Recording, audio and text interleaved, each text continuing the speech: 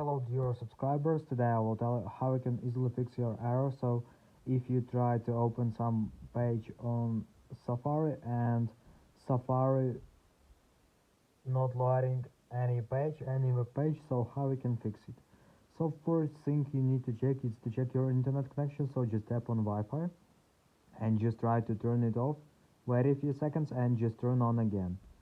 So if you have another Wi-Fi network, just try to connect to another Wi-Fi network, and if it doesn't help you, you can try to restart your Wi-Fi router, so sometimes it also helps.